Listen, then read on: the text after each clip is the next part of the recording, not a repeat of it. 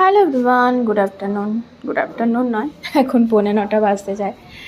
Actually খানিকক্ষণ আগে গিয়েছিলাম স্পেন্সারে।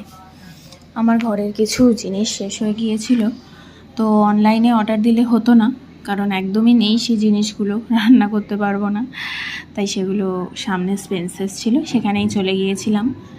অ্যাকচুয়ালি চাল অনেকটা বাড়ন্ত, মানে যেই চালটা খাই সেটা একদম বাড়ন্ত, আর অনলাইনেও খুঁজে পাচ্ছিলাম না সেই প্যাকেটটা। তো স্পেন্সারে এসেছিলাম, যদি এখানে পাই। এদের মানে কি বলবো, আরে হেভি ঝাল এগুলো, এই কোরিয়ান স্পাইসি নুডলসগুলো প্রচুর ঝাল। সরে যাও, সরে যাও, বুঝিয়ে পারা যাচ্ছে না। যাই হোক, খানিকক্ষণ বোঝালাম, বোঝানোর পরে শুনেছি আর কি। হ্যাঁ, এটা অ্যালাউ নয় কেন? এদের কোনো রকম বুঝিয়ে আমি চলে গেলাম সাইডে।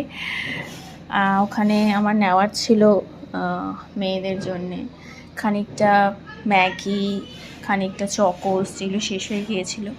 আমার ঘরের কাপগুলো না ভেঙে গেছে, মানে ছোট ছোট কাপগুলো যে স্যাররা আসলে চা জল দেওয়ার মতন, সেগুলো নেই। অ্যাকচুয়ালি 10টা হাত হলে যাওয়া হয়, আমিও কোনো সময় কাপ মাজি, মাসিও কোনো সময় কাপ মাজে, অর্ধেক কাপ দুজনের হাতেই ভেঙে যায়।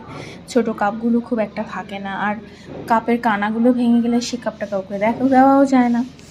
তো একটা কাপের সেট নিয়েছিলাম, বেশি না, 120 টাকা। আর একটা টিফিন বাটির সেট নিয়েছিলাম, যেটা এয়ার টাইট। আর এদিকে চলে এসেছি, খানিকটা ডালিয়া নিলাম, তারপরে একটা বাটার নিলাম।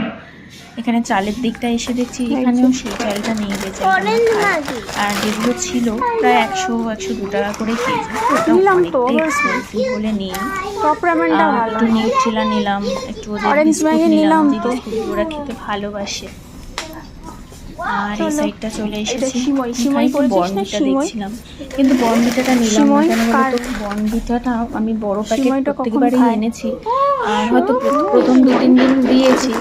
প্রথম 2-3 দিন দেওয়ার পরে না, যখন জিনিসটা এয়ার টাইট হয় না, ভেতরটা পুরো জমাট বেঁধে যায়। ওই জন্য আর বর্নভিটাটা নিলাম না, ছোট্ট 20 টাকার প্যাকেট বাইরে থেকেই কিনে নিই। দেখো, আমাদের মোটামুটি বাজার হয়েও গেছে, বিলিং কাউন্টারে চলে এসেছি বিল করাবো বলে। চলো, হয়ে গেছে আমাদের বিলিং। আজকের মতো আসি, আবার দেখা হবে কালকের কোনো একটা ভিডিওতে। Tata, good night.